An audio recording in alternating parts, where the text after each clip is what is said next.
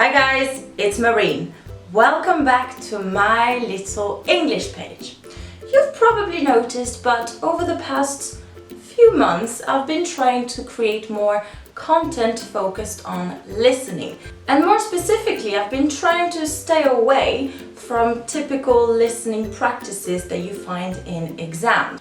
And when I created my channel, I released a few videos on my experience in the UK and in England.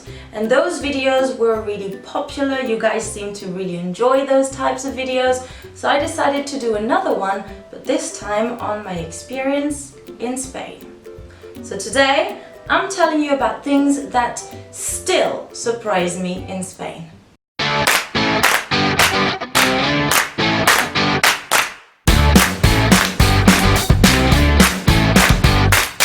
So in this video, there's going to be a mix of things that I find surprising in a positive way and others in a maybe more negative way.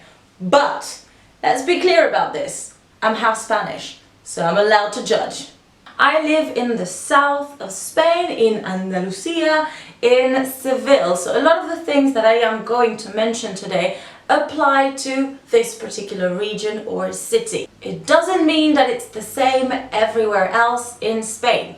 So if you are in a different area of Spain, let me know in the comment section below if you agree with everything I said. Let's start with driving. There are two main points that I am going to mention today. The first one is high beams, and the second one is something that doesn't seem to actually have a name in English.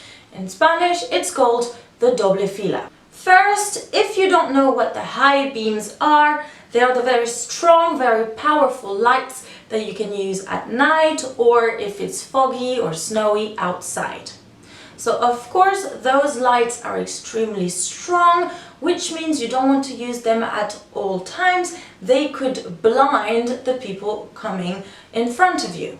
Unfortunately, I've noticed that Spaniards, they don't really care. They just leave them on and you're just blind driving, and it's not very pleasant.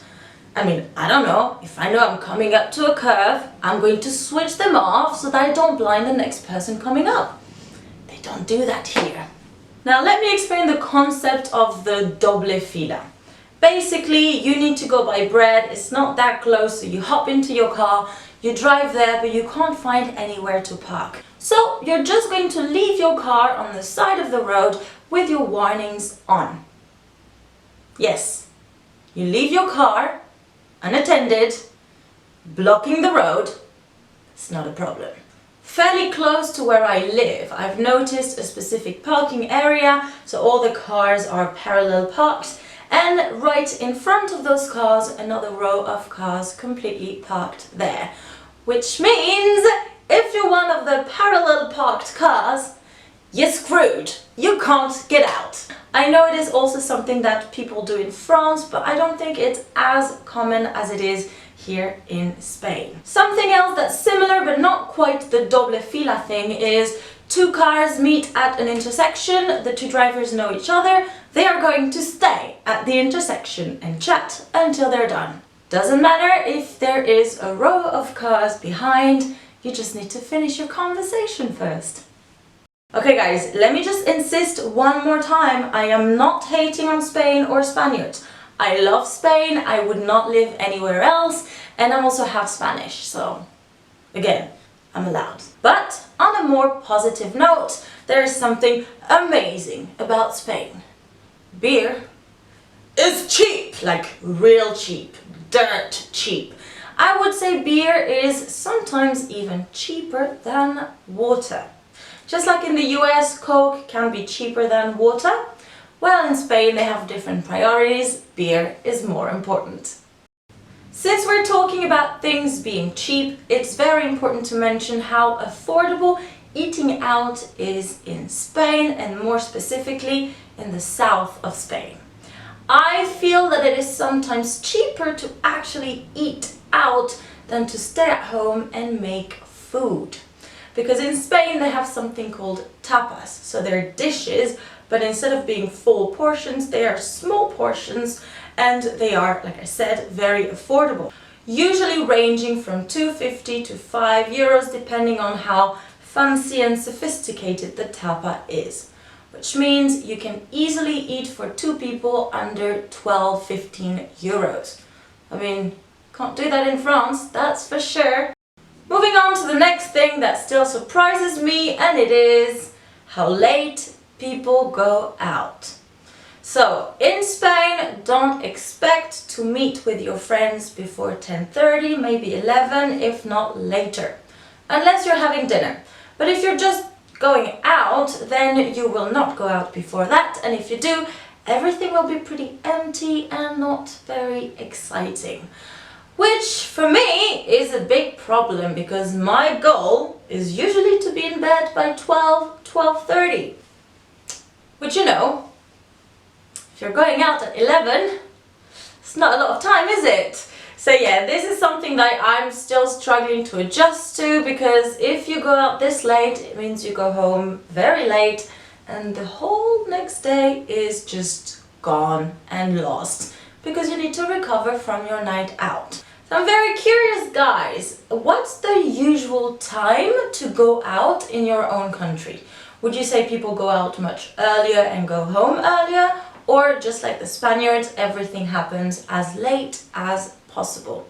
Very curious, so let me know in the comment section, okay? So we said adults go out late. Same for kids.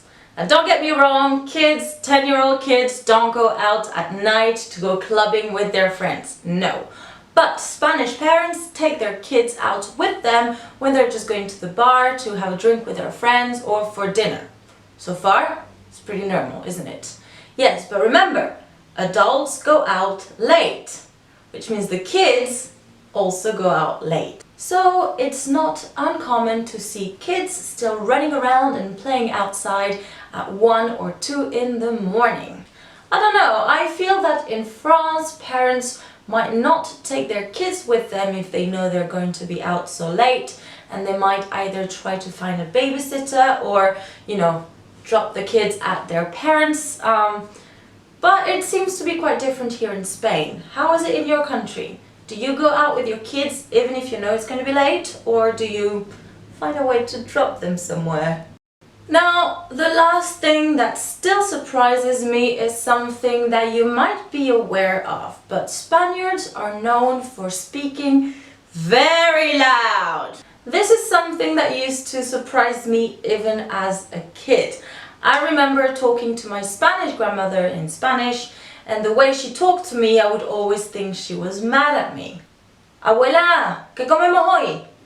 Hoy comemos choquito con su papas en salsa. ¿Te gusta o no? Sí, sí, me gusta, no hace falta gritar, ¿eh?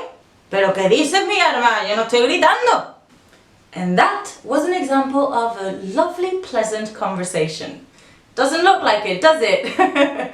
So yes, Spaniards speak very, very loud. It can sometimes feel a little bit aggressive because they use their arms a lot. And also, you know, if you speak loud and they want to make sure they're heard, they're going to speak louder than you. Then you have to speak louder. And then they have to speak louder. And it just goes on until it's just shouting everywhere. But please know that if this happens to you, nobody's mad at you. That's just how Spaniards speak. Alright guys, this is the end of today's video. I sincerely hope you enjoyed it and that maybe you learned a little something. If you're considering moving to Spain and you have any questions, let me know in the comment section and of course I will gladly answer them. I said it before and I'm going to say it again. I absolutely love living in Spain. I don't know where else I would live. I mean, I just love it here. So everything I've commented on or, maybe criticized a little bit, it still comes from the heart and it's still full of love. Also, if you are curious about other experiences that I've had in different countries, in the end screens I will put 2 videos, one about my experience in the UK and another one in the US. So make sure that you do click on those videos at the end of the video. Alright guys, that's it for today. Thank you so much for watching and of course, keep on learning. Bye bye. Hey guys, so you liked this video, you enjoyed it and you want more? Don't worry, I have over 150 videos on my channel. There's one right here, and there's another one right here. And while you click on those little videos, guys, I'm going to dance for you.